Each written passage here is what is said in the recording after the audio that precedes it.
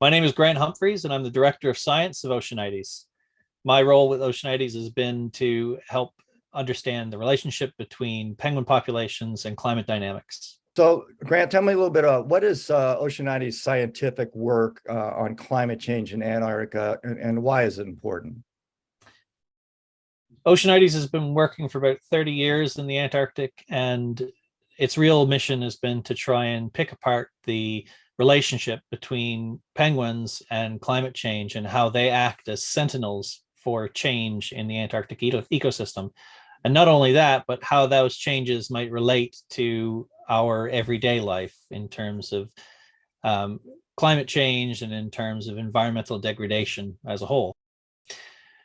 So I got involved with Oceanites in 2015 through my postdoctoral program. We were working with Oceanites, collecting data for various field projects focused on the Antarctic ecosystem. I started going down just to count penguins initially, and then over time started to take on a more active role in the organization. So my first trip to Antarctica was in late 2015, early 2016. And it was absolutely amazing. I flew to Punta Arenas in Chile and then over to Stanley in the Falkland Islands, got on the ship, and the moment I got to Antarctica, I immediately fell in love. We had amazing weather crossing over the Drake Passage, which is totally unusual. And when we landed, I remember the first time I saw an Adelie penguin in person, and that was the first species that I encountered on that trip. And yeah, it was a magical experience, and I'll never forget the first penguin to waddle up to me to, look in my eyes and say, "What are you doing here?" And tell me a little bit about the team that you were with, Ron and other people who were along. How did that impress you? So I went down on my first trip with a colleague who had been working with Oceanites in the past, and um, what I really appreciated about her experience was that it really helped me to focus on how to engage with passengers, how to engage with the public, and also how to um, do that around the science. So talking to the passengers about science and about Oceanites, which is what Oceanites really excels in. And what was your first impression when you met Ron? I mean, here's this guy who's been going down to Antarctica for 30 years. He's not a scientist per se, but he's obviously an expert in the field. What did you think of him? Going around with these little penguin encounters, and what was your impression? So the first time I met Ron would have been back when I was still living in New York. Whenever we had questions about sites or anything like that, Ron always knew the best sites, the best locations, and always had really great stories to tell. So he was really quite a mentor figure in my early trips down, and he still is today. So Ron and Oceanites and the organization and group of people that he's built over the last 30 years are totally unique. There's certainly nobody in Antarctica who are doing anything like this. He's really developed a passion for nature into something meaningful that's not only made a difference in terms of how we interact with the Antarctic ecosystem, but also in how we manage the Antarctic ecosystem. And why is the work that Ron and Oceanites is doing down there? Why is that so important to the scientific world and also to the world, at large in terms of climate change? So in the Anthropocene, so our current era, things are changing really rapidly, more rapidly than we can keep track of. And unfortunately, in most governments and long-term projects, monitoring is often not prioritized.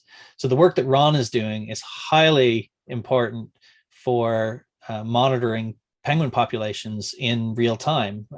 We go down, we count birds, we can immediately get that information back to relevant managers and stakeholders, which is very rare in a lot of these sorts of monitoring projects.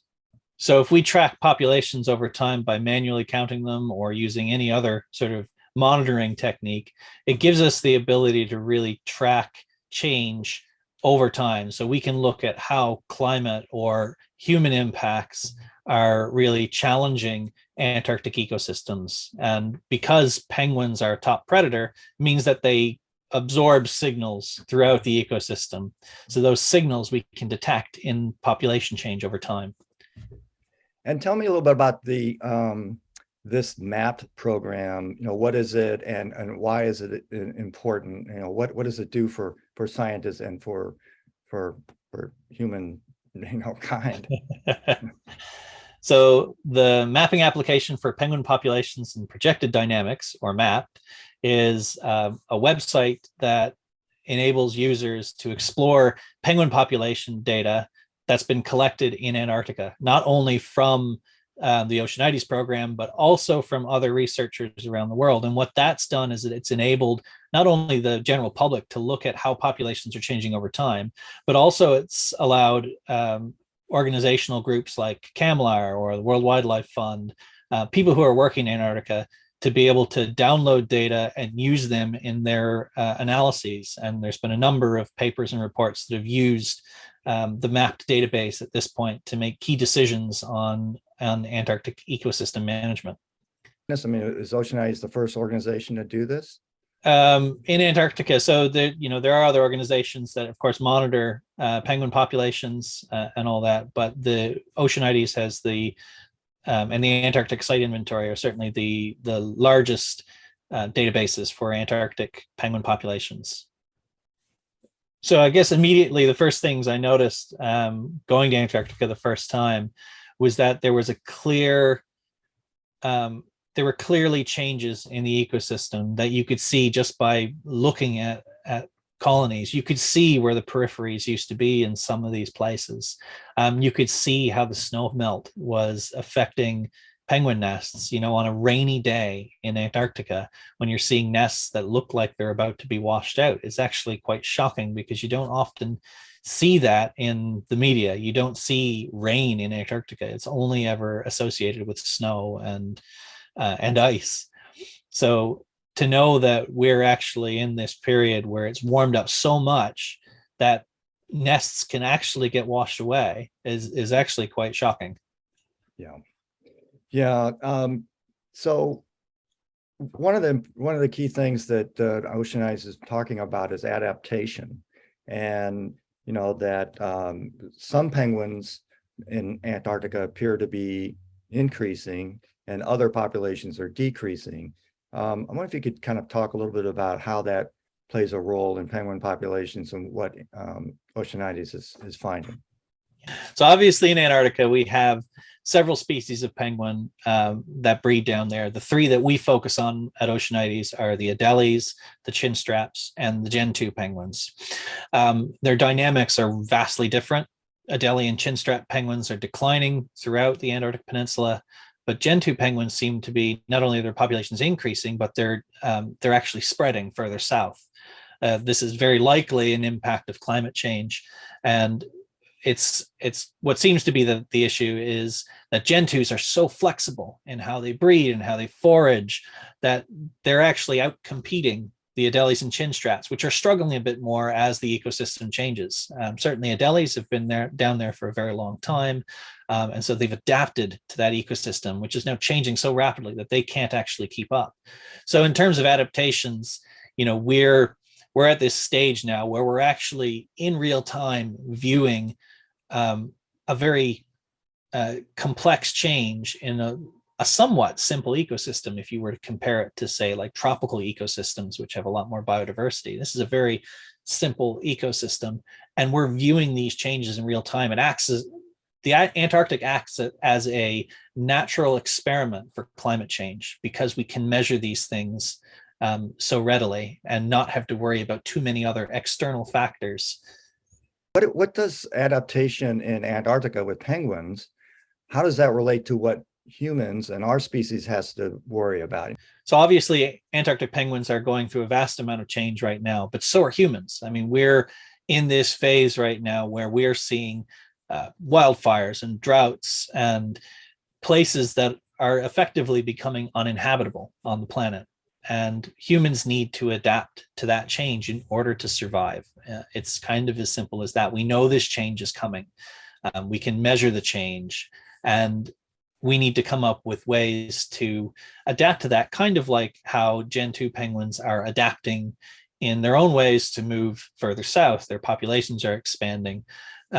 We can't be like the Adelies and chin straps that are a little bit more static and can't adapt as well. The kind of beauty of humans is that we are adaptable, but we also have foresight. We know what's coming and we can make those decisions to adapt now.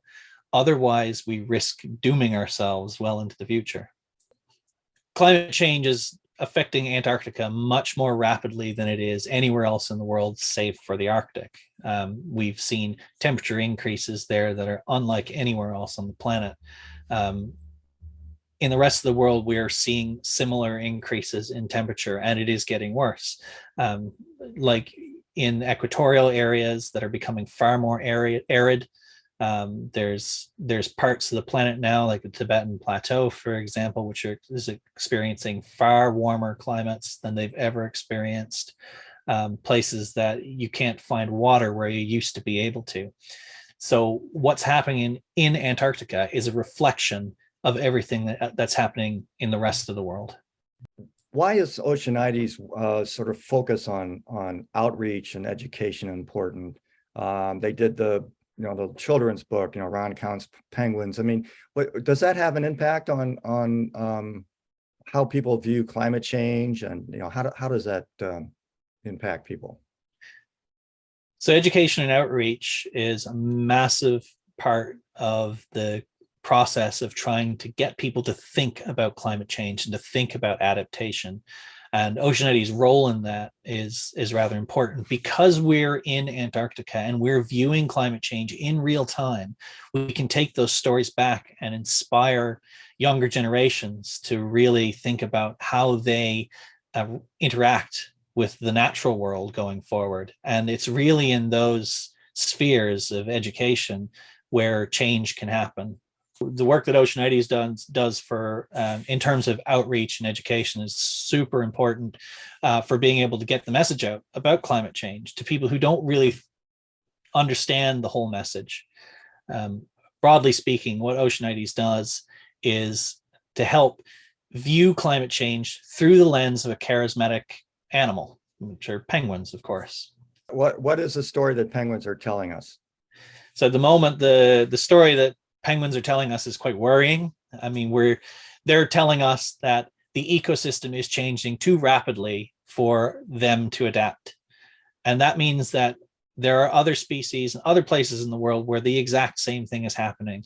They are a mirror of everything that's happening everywhere else in the world. And because Antarctica is such a pristine ecosystem in terms of the lack of human impact, we're seeing a natural experiment take place. We can view what's happening in the rest of the world through the lens of penguins and climate change. And what penguins are telling us is that we need to change now. Why are you personally involved in this work? I'm a data scientist by training, a seabird ecologist is by heart.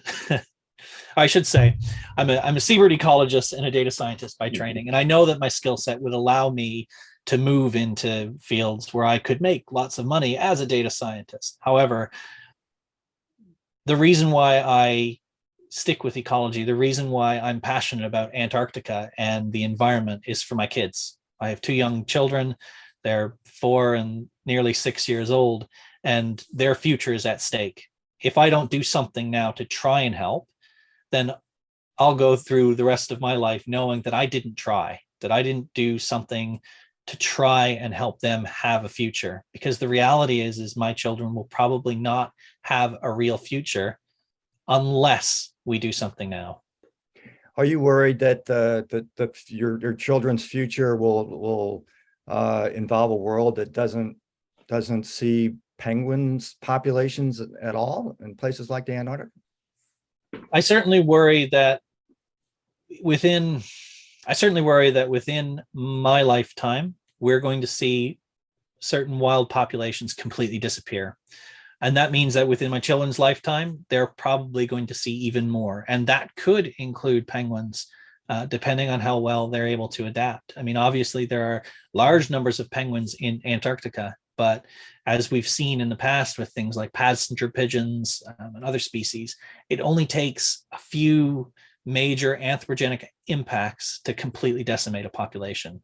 And climate change could in fact be that. And we might be just around the corner from a crash. So it's possible that my children will never see a real penguin colony in its true form. I mean, what makes you happy about this work with Oceanites, and what makes you sad? I think what I've loved about working with Oceanites and certainly going to Antarctica is seeing the hope in people's eyes.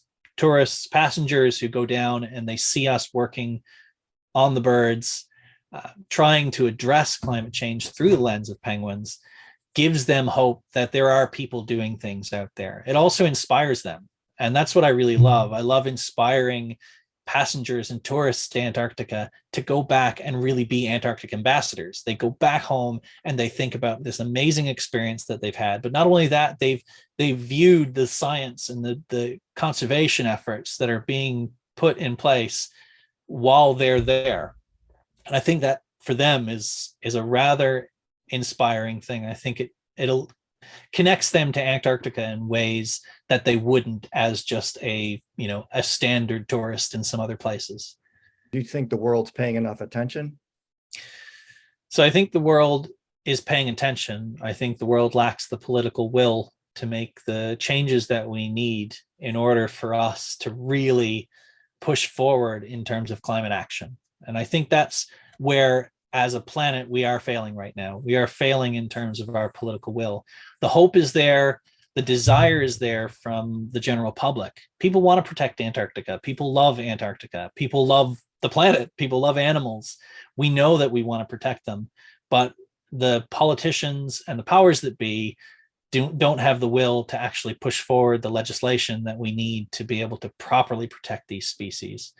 Unfortunately, global geopolitics tend to take over in these situations, and we don't have any control of those. And that's a major problem. It just means that politics always gets in the way of conservation, and that needs to change somehow. And the only way that's going to change is by encouraging people to step up and make the changes that they need to make in terms of elected officials and otherwise. So the work that Oceanites has done has been pretty incredible considering its size. There's only a few people who work with and for Oceanites, yet the impact they've had on Antarctica alone has been absolutely astounding. And you think about the fact that a lot of the work that Oceanites did through the 90s and early 2000s really led to the tourist site guidelines, which now determine, how we interact with penguins in Antarctica as tourists. Not only that, but the work that we've done has directly influenced the Antarctic krill operators, and they've used our data to actively determine areas where it's safe to fish for krill, and that has big influence in terms of ecosystem stability. And considering it's only a small operation, that is a very massive impact to have, to not only provide data for stakeholders, but also use those data to actively allow those stakeholders to make those important decisions. So obviously the Antarctic ecosystem is a dynamic place, and there's a lot of things we don't know about it.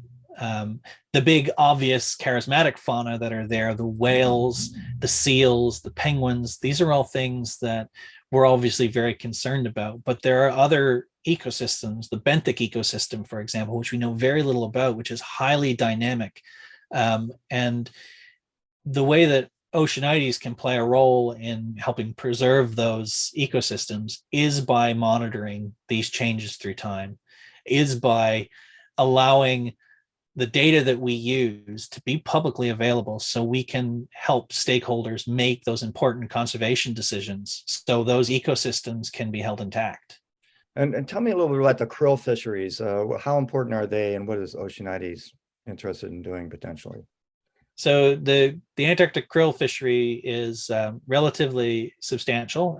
They have very large ships that go through and effectively have giant vacuums on board that that hoover up all of this biomass. The concern with the krill fishing industry is that there's overlap between krill fishing vessels and food that would be available for penguins to survive and raise their offspring. So what Oceanites would like to do is to help the krill industry identify hot spots of penguin foraging behavior and penguin colonies to be able to make sure that the overlap between fishing vessels and penguin colonies is relatively minimal. And that will help overall protect those species so we can better monitor them to make sure that the anthropogenic impacts from krill fishing are not a factor when we start looking at how climate change is affecting these species over time. You were on a trip where PBS went down. I did a series of stories. What stood out, in your mind about that series that covered Antarctica, and how important is media coverage? So the PBS special that was hosted by William Brangham was really successful. I think it really painted a clear message about what penguins are telling us. The whole series was entitled Warnings from Antarctica. And that's really the key point, is that these penguins are giving us a warning right now. They're telling us that the world is changing rapidly and we need to adapt. Media coverage is important for that, not just in terms of social media, but the standard media outlets are really important for getting messages out to people who wouldn't otherwise, say, be active on Facebook or Twitter or anything like that. Having coverage on a program like PBS NewsHour has really helped get the message to people who wouldn't have access to other media outlets.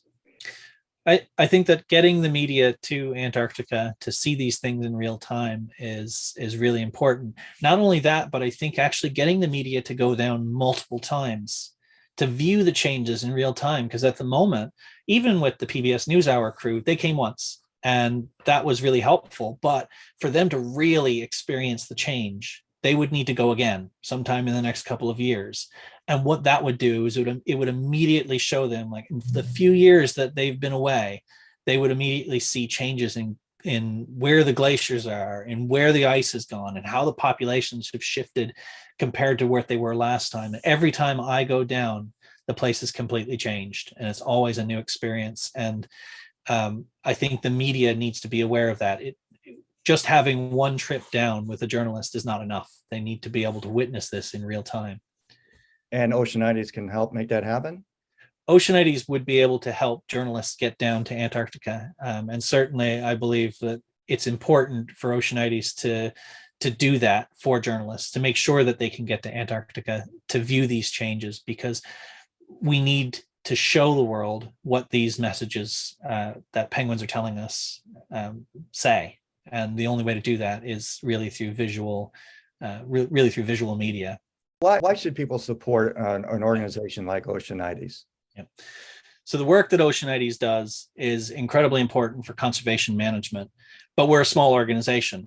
And as such, we need to be able to support not only going to Antarctica, but getting the right people to Antarctica. That includes journalists, it includes scientists, it includes conservation management practitioners, and of course the penguin counters. And not only that, but we need to be able to engage with the public, and we need to be able to engage with the public on board these ships. In terms of like overall budget, I mean, the budget to get people to Antarctica is actually not that big when we have partnerships with tourism operators. And so the amount of money that's required for Oceanites to operate is actually relatively small, but we still need that support. And the only way that Oceanites can do the work that they do today is with public support, because there's the importance of monitoring penguins going forward needs to be in our hands. It needs to be in the public's hands. It can't be controlled by an organization with political interests. So if we take control of that as the public, that gives us the power to make the change that we need to in order to adapt going forward. I look at my kids, and my kids have hope, and my kids are often talking about saving the planet and saving the birds and all this. And I see hope in their eyes, and that gives me hope.